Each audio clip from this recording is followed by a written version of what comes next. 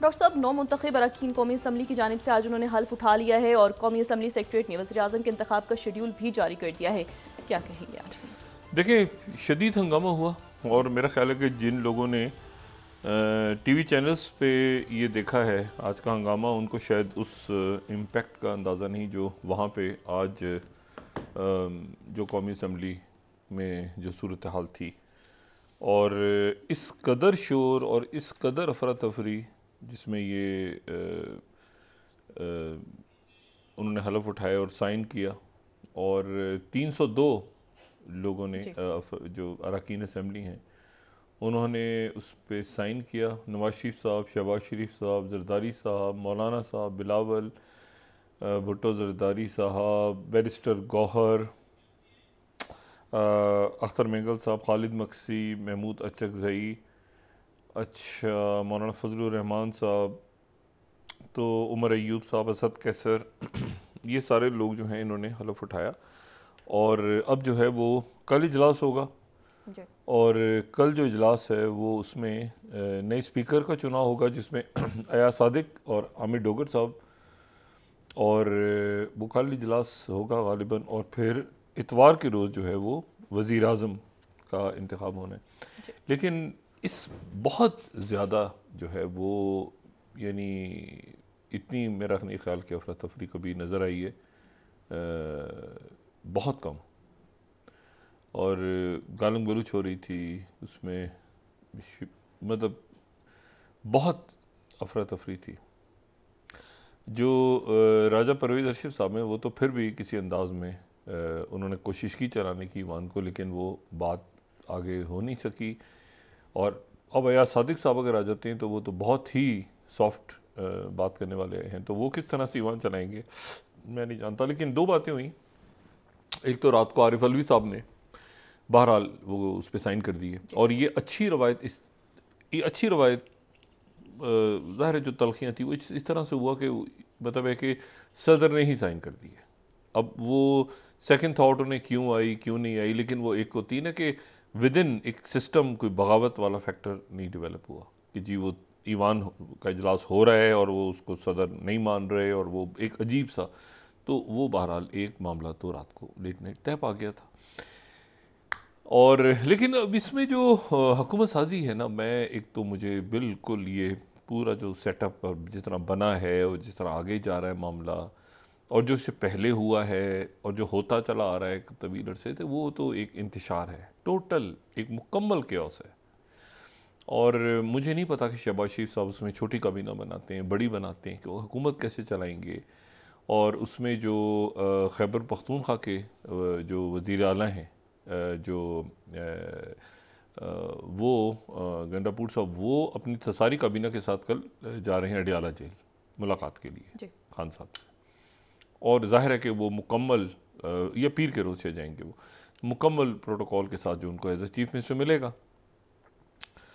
अब ये एक ऐसा मामला है जिसमें, अच्छा, चीफ मिनिस्टर की मुलाकात में और आम वकला की मुलाकात में और बाकी मुलाकातों में फ़र्क है, ये मैं आपको बता दूँ। जेल मैनुअल में जो जब कोई वज़ीर या कोई हुकूमती शख्सियत, वो इवन जेल का दौरा भी कर सकती है, सही। मतलब उनको वो पूरे जेल का दौरा भी कर सकते हैं। ये नहीं कि वो बाहर उनकी मुलाकात होगी, उनके पास वज़रा के पास, जजेस के पास और शख्सियात के पास जो इंसानी हकूक़ की तंजीमें, उनके पास जहाँ तक इख्तियार होता है कि वो जेल के अंदर का दौरा भी कर सकते हैं बैरक्स का। सही। मुझे नहीं पता कि अब अडियाला जेल के हुकाम क्या फ़ैसला करते हैं, लेकिन बहरहाल एक जैसे कहें ना, एक अफरा तफरी सी नज़र आ रही है हमें रियासती अमूर चलाने पे। और उसमें जो एक बात, कल रात को एक अशाइया हुआ जो शहबाज शरीफ साहब ने गालिबन दिया था, और जी। वो मुंतखब अरकान और इत्तेहादियों के लिए था, जिसके बाद मौलाना फजलुर रहमान साहब की रिहाइश पे गए। नवाज शरीफ साहब उसमें नहीं थे। और नवाज शरीफ साहब जो हैं वो आज भी जो है वो नवाज शरीफ साहब ने बहुत ज़्यादा मुलाकातें नहीं की, मतलब उनकी मौलाना साहब से भी आज मुलाकात नहीं हुई, मुसाफिया भी नहीं हुआ, जरदारी साहब से या बिलावल साहब से मुलाकात हुई, मरीम नवाज साहबा की मुलाकात आसफा भुट्टो जरदारी साहबा से हुई। लेकिन मियाँ नवाज शरीफ साहब जो हैं वो, इस बात को महसूस किया गया वहाँ पे कि नवाज शरीफ साहब जो हैं वो बाकी दूसरे कायदीन से उनकी मुलाकात सच नहीं हुई। और क्योंकि एक उसकी कई वजूहत हो सकती हैं। एक तो ये जो एक माहौल था वहाँ का, वो भी वजह हो सकती है। दूसरी वजह ये भी हो सकती है कि जो रिजल्ट्स आए हैं पंजाब में, उस पर मियाँ साहब बहुत ज़्यादा खुश नहीं है। उस पर कोई भी खुश नहीं है, कोई भी खुश नहीं है उस पर। ये एक अजब सी बात है। और ज़ाहिर है कि आगे हुकूमत बननी है, फिर माशी मसाइल हैं, फिर और इसमें जो अखराजात हैं ना हुकूमती और हमारे अकाबरीन के, मैंने सिर्फ ये, आप इस तरह से अंदाज़ा लगाएं कि यहाँ जो एक खाना होता है ना, जो ख़बर आती है कि ये खाना हुआ, एक इतने लोगों के एजाज़ में शाइया दिया गया, उस शाइये का बिल आप देखें तो आपको पता चलेगा कि 1000 से ज़्यादा ख़ानदान तमाम रमज़ान इसमें गुजार सकते हैं। एक वक्त का खाने पे जो ख़र्चा आता है पर हेड के हिसाब से, जो हैरान हो जाएंगे आप। मतलब है कि बल्कि 1000 भी क्या, बहुत लोग जो हैं वो शायद एक वक्त के ही अशाइया, और ये सारा जो है ये सरकारी खर्चे पे बजट, ये सब यहाँ पे एक मतलब हजूम दुनिया का जमा है फ़ाइलें उठा के साइन करवाने के लिए। ये तो ये इस तरह जो मुल्क है और रियासत, तो इस तरह उसके तो मसाइल बिल्कुल अलग हैं लोगों के। वो तो इस वक्त महंगाई और आगे से आप देखें गवादर के अंदर जो आफत ज़्यादा इलाका करार दिया है, सिक्योरिटी के इश्यूज़ हैं, सोशल अनरेस्ट है, तो उसमें ये तो अलग अलग दुनियाएं हैं दो। तो अब उसमें ये वजारतें किसको क्या मिलेंगी, कैसे होगा। असल बात यह कि ईवान की कार्रवाई बड़ी, आज उसका जो पहला रोज़ था, लेकिन वो अब ये मैंने उस दिन भी कहा था, पहले भी मैं कह रहा था कि उनका काम है ये कि हुकूमत को ना चले। मतलब वो तो पहले पीडीएम 1.0 ये नहीं है हुकूमत। ये वो हुकूमत है जिसमें एक बहुत ताकतवर कवि जो है वो तहरीक इंसाफ मौजूद है, जिनको सीटें नहीं मिलती। आज उनकी सीटें नहीं थी ना, उसके बावजूद इजलास का हाल देखें।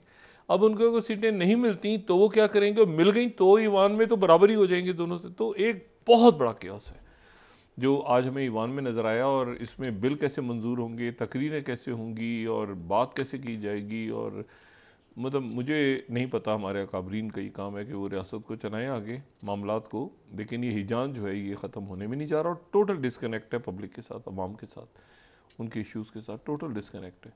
तो उम्मीद करते हैं कि आने वाले दिनों में ईवान बेहतर चलेगा कम से कम। और ये जो अफरा तफरी आज हमें नज़र आई, ये अफरा तफरी यकीन करेंगे किसी भी वो जो थ्रेशोल्ड है ना, ये किसी भी हाथापाई तक जा सकती है। ये बहुत बहुत तलखी है ईवान में। एक तो रवायती तलखी होती है ना, इल्ज़ाम तराशी, नहीं नहीं, बहुत तलखी है। और उसमें कोई भी इसमें कोई यानी मामलात जो है वो हाथापाई तक जा सकते हैं। तो इससे हमें गुरेज करना चाहिए और देखना चाहिए कि मुल्क के मामलात हैं, इसको कैसे आगे चलाएं। कोई अच्छा इसका मैसेज नहीं किया पहले इजलास का। तो और मैंने आपसे कहा ना कि मईशत अब कैसे ये ईवान संभालेगा, ये ईवान कैसे बिल पास किया करेगा, ये कैसे ईवान में कमेटियाँ बनेंगी, कैसे, ये अब देखते हैं आने वाले दिनों में। लेकिन क्यास है और ये क्यास ख़त्म करना पड़ेगा। दूसरी में देखें, ये बात भी किस कदर अफसोसनाक है। मतलब मैं, ज़ाहिर है कि हम अपनी सब दुनिया में लोग अपने अपने मसाइल में घिरे हुए हैं, परेशानियाँ हैं सबको, सारी दुनिया में ही महंगाई, इन्फ्लेशन है, बेरोज़गारी है, क्राइसिस हैं मुख्तलिफ। यूरोप में भी चले जाएँ आप, कई मुल्कों में मईशत जो है वो इस वक्त रिसेशन में जा रही है। लेकिन एक कुछ चीज़ें ऐसी होती हैं जो बहुत अजब सी लगती हैं। आज मिसाल के तौर पे पिछले 24 घंटों में एक बड़ा अंदोनाक वाक़या हुआ।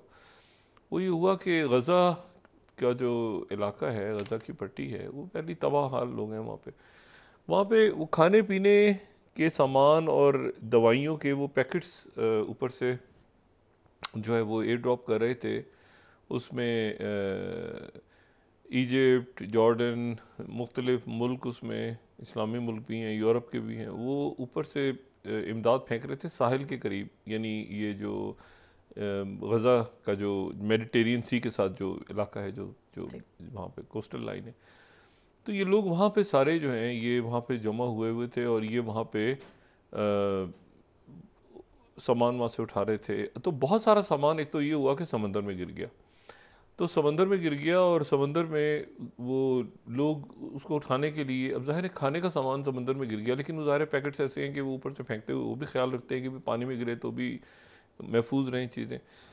तो कई बच्चे पानी में उतर गए, कई लोग वहाँ उतर गए। अब वहाँ पर ये हुआ कि अभी तो ये अफरा तफरी, खाना उठा रहे थे लोग, दूर दूर तक भाग रहे थे। ऐसे मौक़ों पे वहाँ चूँकि इस वक्त कहत है, तो ये बच्चे, औरतें और इसमें बीमार भी लोग और बहुत सारे, तो वो वहाँ पे सामान उठाने के लिए सारे जमा हुए। तो वहाँ पे अचानक जो है वो तीन तरफ से अटैक हो गया। एक तो ये कि ड्रोन अटैक हुए पहले, और फिर उसके बाद शूटिंग शुरू हुई, फायरिंग, और साथ ही फिर समंदर से भी अटैक हो गया। एक ही वक्त में अटैक हुआ। अब उसके नतीजे में ये हुआ कि ये जो खाने पीने का सामान जा रहा था उन्हें, ये तो सरकारी तौर पे जो बताया गया वो ये है कि 104 बच्चे और औरतें तो वहीं पे शहीद हो गए, जो कि खाने पीने का सामान उठा रहे थे। और कई जो लाशें ऐसी हैं जिनको गोलियां लगी हुई हैं, उनके हाथ में जो है वो, किसी के हाथ में रोटी है, किसी के हाथ में दूध है, खुश्क दूध है, और इस तरह से।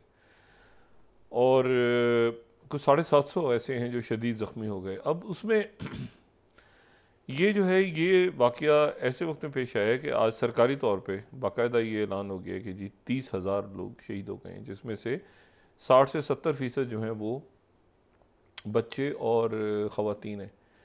अच्छा, ये 104 की तादाद हो गई है, लेकिन 104 तो अभी बताई जा रही है, लेकिन वहाँ पर वो कह रहे हैं कि ये 135 तक जा सकते हैं जो बच्चे और औरतें हैं ज़्यादा। ये 30,000 की फ़िगर आज क्रॉस हो गई है। 30,000, ठीक है, और में 70% बच्चे, औरतें। अच्छा, और इसमें से जो है 1 आउट ऑफ हर 75 में से एक आदमी जो है वो चला गया जान से। अच्छा, और 8,000 मिसिंग है इसमें। अब इसमें इशू ये सारा कि ये जब कुछ हो रहा है सारा, तो हम क्या कर रहे थे उस वक्त? ये तारीख मिली, ये जो पाकिस्तान में इस वक्त हो रहा है ना, ये दुनिया में मुजाहरे भी हो रहे हैं, दुनिया में एहतजाज भी हो रहे हैं, इलेक्शंस भी हो रहे हैं, सब। लेकिन जो कुछ पाकिस्तान में हो रहा है ये कहीं नहीं हो रहा। और ये उस वक्त हो रहा है जब साथ हम एक स्टेटमेंट आ जाती है कि हम फ़लस्तीनियों के साथ हैं, और फिर उसके बाद जो कुछ हो रहा है ग्राउंड पे पाकिस्तान में हो रहा है वो आप देखें, और आप फ़लस्तीन में देखें कि एक रोटी का निवाला और एक रोटी उठाने के लिए बच्चे वहाँ गए हैं और उनको गोलियाँ मार के शहीद कर दिया गया। और वो भी हमसे अच्छे हैं, वो हमसे अच्छे हैं, वो अपनी ज़मीन के लिए लड़ रहे हैं, और हमें ज़मीन दी हुई है, और हमसे ये ज़मीन संभाली नहीं जा रही कि हम मतलब कि कौम नहीं बने। वो कौम बनी बनाई कौम है, उनके पास ज़मीन नहीं है, और ये यहाँ पे ज़मीन है और कहते हैं कि जी हजूम है, कौम नहीं है। यानी अजब सा एक यहाँ पे जो कुछ हो रहा था सारा दिन, तो मैं वो देख रहा था। अब ये देखें कि ये वहाँ पे ये खाने के लिए लोग जमा हुए हैं, और वहाँ पे वो बच्चे जो हैं। अब इशू ये सारा कि ये है जहाँ पे अटैक हुआ है ना, ये ऊपर से ये सारे लोग जमा थे खाना जब इस एग्जैक्ट इसके ऊपर उन्होंने ड्रोन स्ट्राइक कर दी। और ये देखें लोग किस तरह पे वहाँ पे भाग रहे हैं, खाने जमा जहाँ जहाँ वो गिर रहे हैं असल में पैकेट्स, तो लोग फिर इधर से उधर भागते हैं, इधर से उधर कई कई मील दूर जाते हैं, और इस तरह से वो खाना उठाते हैं। तो ये जो है ये अब इनको देखें आप, और फिर उसके साथ आप दूसरे मीडिया पे देखें तो वहाँ पे एक दूसरे को गालियाँ दी जा रही हैं।